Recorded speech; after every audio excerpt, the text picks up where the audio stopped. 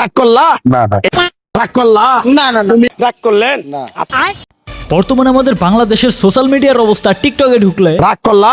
না আর যদি তুমি ভুলেও ফেসবুকে ঢুকে যাও তাহলে সবার প্রোফাইলে দেখতে পারবা। রাগ করলা? না যখন ফেসবুক টিকটক থেকে তোমরা অতিষ্ঠ হয়ে ইউটিউবে যাবা তখন বিভিন্ন ইউটিউবারের ভিডিওতে ডায়লগ শুনবা এইটা। রাগ করলা? না তো আজকে আমরা কথা বলবো এই ভাইরাল ডায়লগটা নিয়ে, রাগ করলা। এটা আসলে কেন বলা হলো, কে এই রাগ করলা, আর কে এই রাগ করলার ডায়লগটা দেওয়ার ব্যক্তি, তাকে নিয়ে অনেকে অনেক মন্তব্য করেছে। কেউ বলেছে সে কবিরাজ, কেউ বলেছে সে হকার, কেউ তো বাংলাতে অতিষ্ঠ হয়ে তাকে ব্রোকার পর্যন্ত বানিয়ে দিছে। যদিও নামগুলো সেম, কিন্তু মনের শান্তির জন্য আর কি ইংলিশে বলছে।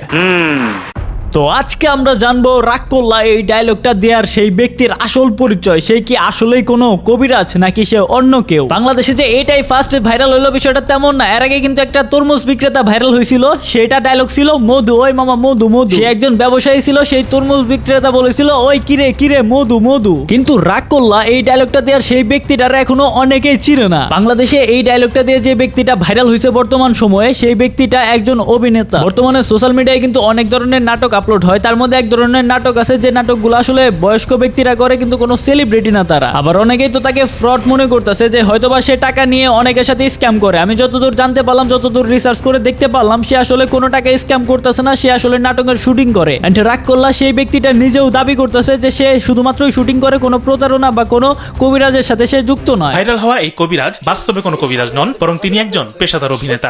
কথাটা যে কইলাম ঠিক না বে ঠিক? রাগ করলা কি?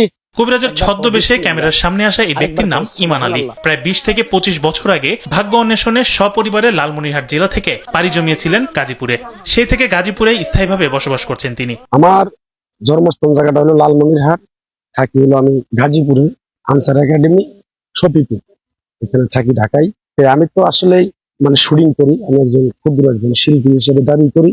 আমি অভিনয়ের ক্ষেত্রে আমাকে এই ক্যারেক্টারটা দেওয়া হয়েছিল, পরিচালকে দিছে যে তোমার এই ক্যারেক্টারটা করতে হবে। এখন আমি বললাম আমি আসলে ভাই জাতি কবিরাজ না, জাতি হকারও না, তাহলে এটা কিভাবে সম্ভব? তখন উনি বললো যে এটা পরে দিয়ে সম্ভব।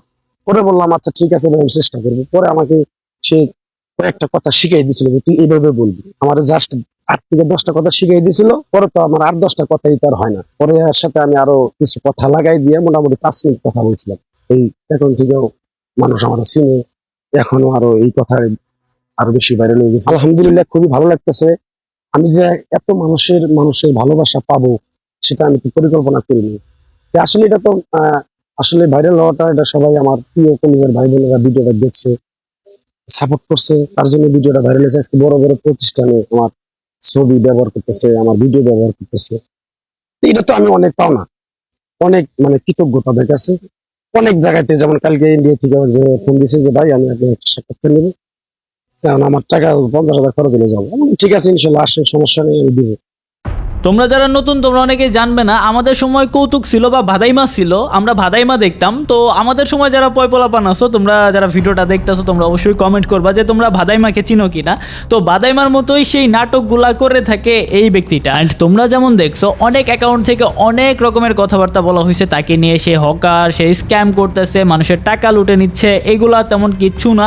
যতগুলা মানুষের সাথে সেইগুলা কথাবার্তা বলছে সবগুলাই ছিল অ্যাক্টর, অ্যান্ড সে অ্যাক্টিং করতেছিল। অ্যান্ড সেই ভাইরাল ডায়লগটাই হচ্ছে রাগ করলা, সেই নাটকের ডায়লগটাই হচ্ছে রাগ করলা। তো পার্সোনালি বলতে গেলে আমার বিষয় যদি বলো, তার অ্যাক্টিং অ্যান্ড তার যে ভাই যে কথা বলার ধরনটা, যে কেউ দেখলে বিশ্বাস করে নিবে যে হ্যাঁ সে কোনোভাবে কোনো কবিরাজগিরি করতেছে বা কোনো রকমের হকারগিরি করতেছে, সে কোনো রকমের অ্যাক্টিং করতেছে না। কিন্তু হ্যাঁ এটাই সত্য, সে আসলে অ্যাক্টিংই করতেছে, কোনো কবিরাজ বা কারো টাকা মেরে খাওয়ার কোনো ধান্দা সে করতেছে না। সবকিছু রিসার্চ করার পরে তো এটাই জানা গেল। তারপরেও যদি কোনো একটা ব্যতিক্রম কথা থাকে, ব্যতিক্রম কোনো কাহিনী থাকে, সেটা তো আমরা এখনো জানি না, জানতে পারবো ইনশাআল্লাহ ভবিষ্যতে। বাট ডায়লগটা তোমাদের কার কেমন লাগছে এটা অবশ্যই কমেন্ট করবা। সবাই তো দেখতেছে এখন ফেসবুকের ভিতরে, আমার ফেসবুক, টিকটক, ইউটিউব সব জায়গায় ঢুকলেই শুধুমাত্র রাগ করলা রাগ করলা এই ডায়লগটাই চলতেছে। এই ডায়লগটা সব থেকে বেশি ভাইরাল হয়েছে ফেসবুক আর টিকটকের ভিতরে। টিকটকের কথা বলই না ভাই, টিকটকের সব সেলিব্রিটিরা এমন ভাবে এই ডায়লগটা খাইতেছে যেটা বলার বাইরে। এত বেশি তো তারা ভাতও খায় না যতটা এই ডায়লগটা খাওয়াইতেছে বা তারা খাইতেছে। তো তোমরা যদি তাদেরকে নিয়ে রোস্ট ভিডিও চাও তাহলে অবশ্যই কমেন্ট করবা এই ভিডিওর কমেন্ট বক্সে। অবশ্যই তোমাদের কমেন্ট আমি দেখতে চাই। যদি এই ভিডিওর কমেন্ট বক্সে তোমরা ওরা ধরো কমেন্ট করো, তাহলেই আমরা কিন্তু ব্ল্যাক সাকিবের তাদেরকে নিয়ে একটা রোস্ট ভিডিও আপলোড করব, রাগ করলা সেই টপিকটা নিয়ে। তো অবশ্যই তোমরা কমেন্ট করো। দেখা হচ্ছে তোমাদের সাথে 21 তারিখ বিকাল 5টায় ব্ল্যাক সাকিব চ্যানেলে, তাও রাগ করলা এই টিকটক ভিডিও রোস্ট নিয়ে। আল্লাহ হাফেজ।